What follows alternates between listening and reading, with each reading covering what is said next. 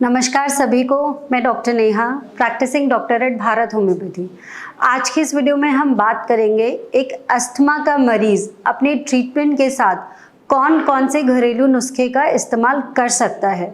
जैसा कि आप सभी लोग जानते हैं, अस्थमा आपके श्वास की नली की एक बीमारी होती है। इस बीमारी में क्या होता है कि वो आम चीजें जो दूसरे लोगों के लिए नॉर्मल है, जैसे डस्ट है, पोलन्स है और भी दूसरी चीजें, वो किसी भी इंडिविजुअल के लिए एज एलर्जेंस की तरह काम करती है और उसके अगेंस्ट आपकी बॉडी एक रिएक्शन देती है। आपकी इम्यूनिटी सेंसिटिव हो जाती है और वो एक तरीके का रिएक्शन देती है, जिसकी वजह से आपके श्वास की नली कॉन्स्ट्रिक्ट हो जाती है, नैरो हो जाती है उस एलर्जन को फेफड़ों से बाहर करने के लिए। और इसी एलर्जन को बाहर करने के लिए आपके फेफड़ों से और जितना भी रेस्पिरेटरी ट्रैक्ट है उसमें ज्यादा से ज्यादा बलगम यानी कि म्यूकस बनता है, ताकि उसे हम फ्लश आउट बाहर कर सके। जब बॉडी ऐसा रिस्पॉन्स देती है तो पेशेंट्स को सांस लेने में तकलीफ होना, जकड़न महसूस होना या बलगम ज्यादा बनना, खांसी आना, रात में सोने में बहुत तकलीफ होना, ये सारी चीजें पेशेंट्स एक्सपीरियंस करता है।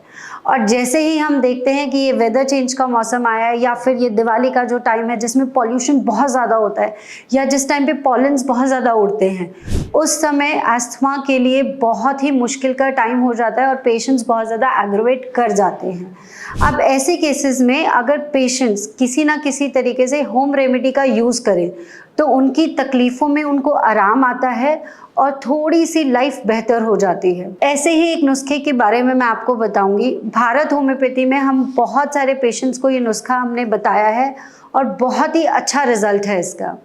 आपको क्या करना है, मुलेठी लेना है, अदरक लेना है और तुलसी लेना है। इन तीनों चीज़ों को पानी में उबाल देना है। मान लीजिए आपने 1 गिलास पानी लिया तो उसको उबालते तब तक रहना है जब तक वो पानी कम रह के 1 कप जितना ना रह जाए, और उसको आप घूट घूट करके, जब वो हल्का गर्म हो तभी घुट घुट करके उसको लेने की कोशिश करिए। उसके जितने भी तत्व होते हैं वो आपकी रेस्पिरेटरी ट्रैक्ट को एक तरीके से आराम देते हैं, जमा हुए बलगम को बाहर निकालने में हेल्प करते हैं। मुलेठी एक बहुत ही अच्छा एक्सपेक्टोरेंट कंसिडर किया जाता है, यानी कि बलगम को बाहर निकालने में बहुत अच्छा हेल्प करता है। और जैसा कि आप सभी लोग जानते हैं, अदरक तो सालों से यूज होता आया है अस्थमा के केसेस में या फिर कफ के केसेस में भी। इन तीनों चीजों में मिला के, एक तो तुलसी है तो वो आपकी इम्यूनिटी को अच्छा करेगा, अदरक है तो वो आपके सांस लेने की तकलीफ और आपके जो ब्रोंक्यूल्स कॉन्स्ट्रिक्ट कर रहे हैं उसको खोलने में हेल्प करेगा, और मुलेठी है वो जमा हुए बलगम को बाहर निकालेगा।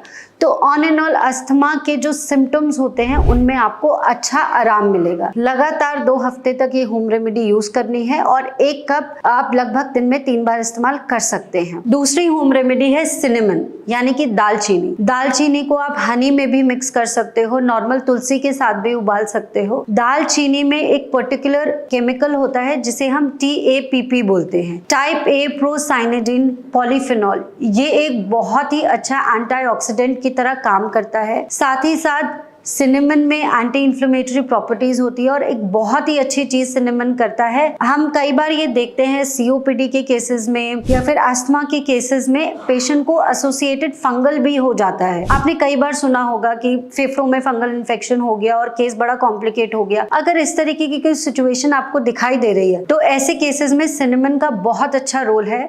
आपको लगभग 1 कप दिन में 2 से 3 बार सेवन करना है सिनेमन का, और ऐसे केसेस में बहुत अच्छा रिजल्ट है। आपके जो सांस लेने की तकलीफ है, बलगम को बाहर करना, और अगर कोई भी इन्फेक्शन साथ में डेवलप हो गया है तो सिनेमन ऐसे केसेस में काफ़ी कारगर होता है।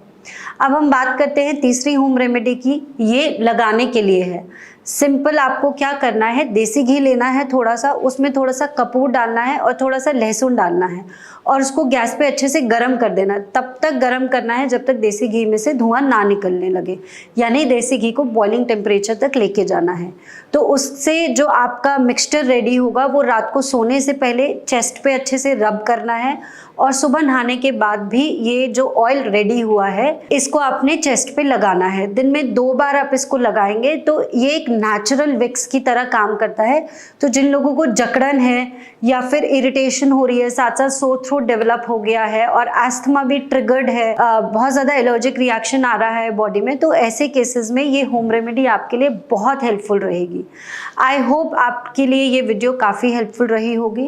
इसके बावजूद भी आपको इन्फॉर्मेशन लेना चाहते हैं, आपको तकलीफ बहुत ज़्यादा हो रही है, तो आपको घबराना बिल्कुल नहीं है। आपको ये सोचना है कि मेरे को एस्थमा की बीमारी है और सही होम्योपैथिक मेडिसिन से मेरा प्रॉब्लम पूरी तरह ठीक हो सकता है।